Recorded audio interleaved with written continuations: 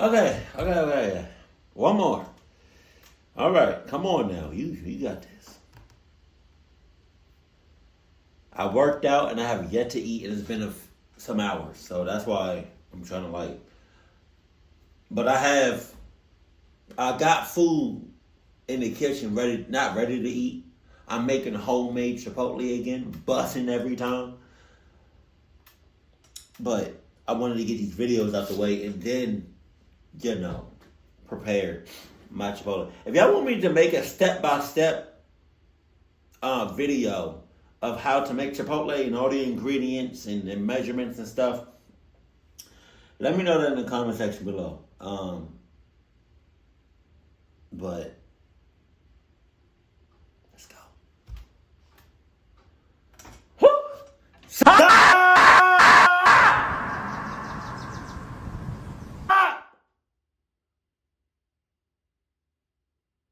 There's people working on the house right next door to me, and I don't know if they can hear that. I can hear them tapping, so the chance they might hear like a faint yell. They might call the police. Hold on. I'm recording.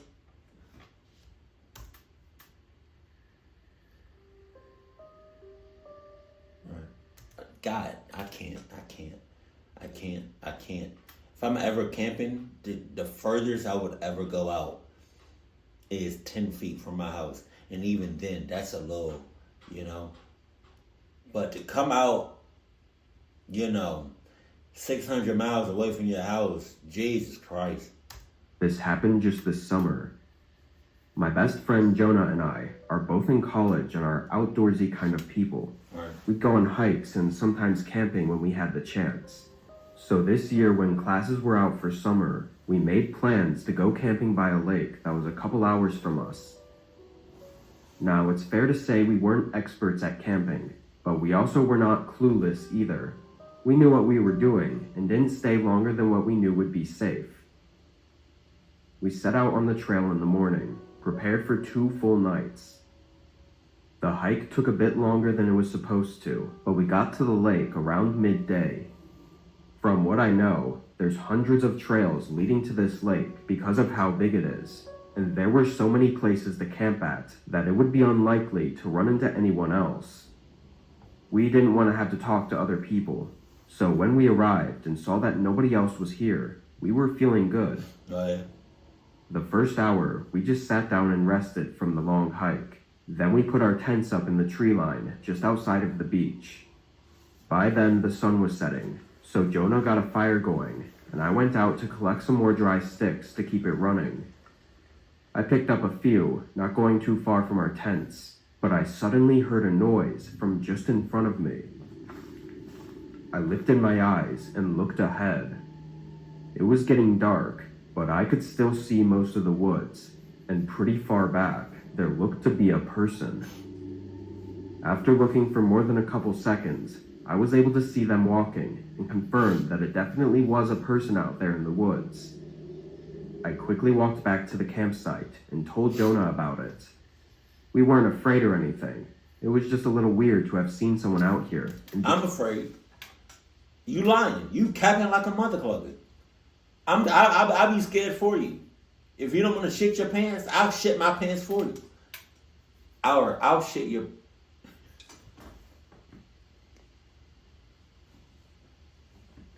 Oh, shit. Exact place we were at. I think it also would have been different if they were walking along the beach, but they were just going straight through the woods, not even on a trail. 15 minutes went by, and the sun was now past the horizon, covering the woods in darkness, and that's when we heard footsteps approaching. A moment later, a man appeared in the light from our campfire. He looked to be in his 30s, with a beard and shoulder-length hair, but I immediately got a bad feeling about him. He smiled at us from across the campfire, then asked us if we knew the way to a specific place. I didn't recognize the name, but it sounded like a trail name. "Sorry, I'm not sure where that is," I said softly. The man kept his smile, but just looked at us for another moment, before turning around and walking back into the woods. I would have said, see, because in the camping, most people have knives, probably a gun, or like a piece of a stick that's been sharpened or something. I would have had this bottle of oil and pay attention to like how tight I gripped this. Pause. Pause. He would have said, do you know how to get to like such and such? I would have been like, no, I don't. Sorry, I don't. I'm gripping it hard as hell. Pause! Not saying anything else. I looked over at Jonah, and both of us were equally unnerved and confused. After we were sure he was gone, Jonah asked me if that was the same person I'd seen, but I wasn't sure. It probably was, though. We spent the rest of that night by the fire, trying to think of reasons for the man coming up to us like that. Wow. The only thing that would somewhat make sense was if he got desperate for help once the sun went down. But the man didn't seem desperate at all. He asked for directions like everything was normal. If he were desperate, it probably would have been noticeable, and he wouldn't have just left after asking one question. Both of us were getting a little freaked, so we let the conversation die out once it was getting closer to bed. We let the fire burn out as well, then got in our tents. I tried to sleep, laying there for at least an hour just listening to the sounds of the woods, but there was just this weird feeling I had that wouldn't even let me close my eyes for too long without getting nervous. And then, after somewhere around 2 hours, I heard it again. Footsteps coming toward our tents. I yelled Jonah's name, then rushed out of my tent and looked into the woods. A figure was standing only 10 feet from me, and just a second later, they turned around and ran back into the woods. That's close as shit. Being covered by the darkness. Jonah came out only in time to hear the footsteps running away, but he said he knew exactly what was going on as soon as I yelled his name. We packed up that night, then waited tiredly for dawn to make our way out of the woods. I would have packed up. When you talking about, do you know where such and such is? I'm good. I would have packed up right then and there. We don't know who that man was, or what he really wanted. If I hadn't stayed awake, though, we might have never left those woods. Yeah, no shit. Or pieces of you probably would have left. Yeah. My ass. I live out by the Rocky Mountains in the Northwest. I don't go camping all that often anymore, now that I'm older, but I'd say I go out there maybe once a year. I don't go camping all that often no more. Or at all. Now that I got my cluck shit together. Now that I got the Adidas collections. Now that I got my cluck senses tightened the hell up. Just saying. That's what you should have said. More of a sitting in the backyard kind of person, but going out into the mountains was always worth the hassle when I did go out. This was a couple years ago when I'd gone out in the early weeks of fall. The trail I chose was only a 20-minute drive from me. I parked off to the side in a small dirt parking lot, then grabbed my bags and started walking. It was a little colder than I was anticipating, but the trail was a really nice walk. When I got to the campsite, I set everything down and got my tent up. It was a very small open area with nothing but trees surrounding it. There were no other tents or anything, so it looked like I was the only one camping out there. The sun was still pretty high up, so after a quick break, I set out on a thin side path that went to an overlook of the mountains. I saw online before I'd left that it was only a 10-minute walk from the campsite, so I didn't bring much other than a water bottle and my basic backpack. Wow. When I got there, I sat down and enjoyed the view for a half hour. Again, it didn't look like anyone had been out here, which, seeing as it was starting to get colder out, I guess it made sense. Once I was ready, I got up and walked back to the campsite. When I walked up to the open area, something felt wrong. Nothing that I'd left behind looked like it did when I left. Everything was just slightly off. I checked around for anything missing or obvious things having been moved around, but everything was there. Part of me wondered if I was just being paranoid. Everything that I felt was off were things that I could have just remembered wrong. Like, I was pretty sure that I'd zipped up the tent before leaving, but it was unzipped when I got back. That's not something an animal could do, and there were no other signs of people having come by. So the obvious answer would be that I just didn't zip up the tent before leaving. Wow. Even though I thought I'd remembered doing it. I tried to relax, putting my chair up and moving some stones around to make a fire pit, as the sun was going down and the cold was setting in. I warmed up some water to make some tea with, and just kind of sat there in my own thoughts.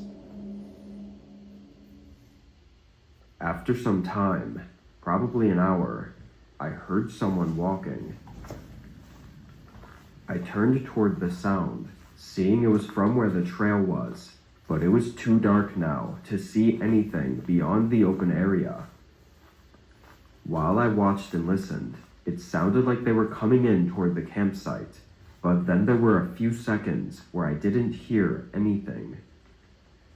I almost felt like they were looking at me from somewhere out on the trail, but then the footsteps started again, walking away from the campsite, but not back on the trail. It sounded like they were walking off the trail, kind of off to the side of the campsite. I don't know, I was getting a little creeped out now. The thought of everything seeming off before had started to come back to mind now that I knew someone else was out here. I didn't know if they were out here before or if they had just arrived, but that's just why it was so unnerving. I didn't know what was going on. Then the footsteps started to get louder again, coming toward the campsite from the other side. I shifted my gaze, but not even a second later, I heard another set of footsteps from behind me. Both were quiet and subtle, but given everything now, it was very clear that they were trying to not be seen as they moved in closer. I quickly unzipped my bag and pulled out my handgun that I had only for desperate needs. I stood up and held it toward the trees where I could hear one of them approaching from. I didn't say anything, afraid to show the fear in my voice, but I knew they could see me in the light from the campfire, and I was just hoping that the gun would be enough to make them second guess whatever they were trying. It went quiet, both footsteps stopping.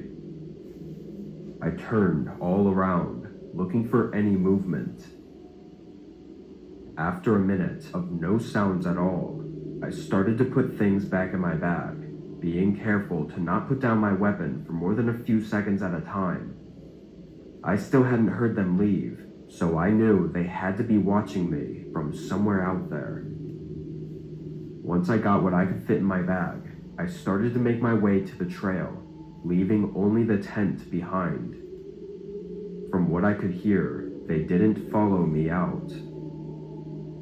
Once I got a decent distance away, I turned on my flashlight and made it the rest of the way to my car.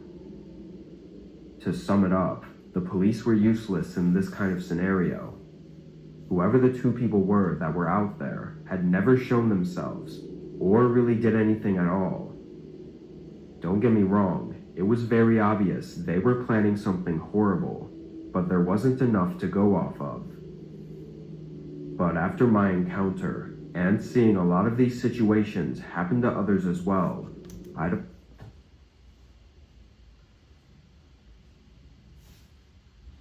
You know what that's like? That is so a that is so contradicting. Yeah, I think that's the word. To what you just said. You've been hearing about these cluck ass stories in almost the same situation that you're in, and now you're in. That's like me working at Disney World. or working at McDonald's or Chuck E. Cheese. It's like if I do that, everything that I stand for just goes down the shit. I'm losing all my subscribers. I don't think I'll ever be going out there on my own again. Or why'd you say that? Why'd you say that? Because now I'm thinking you gonna go out there, but with somebody else. You could have just said, "I'm never doing that again, ever." But you're gonna go out there with somebody else.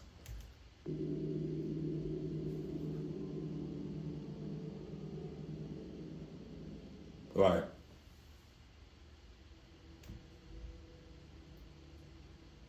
My brother owns a really nice RV that he lets me borrow sometimes. We live 15 minutes from each other, and What does RV stand for?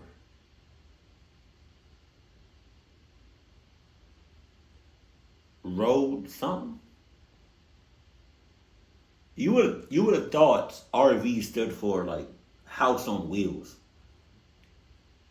Which is what's that acronym? House HO house HOW. How? No.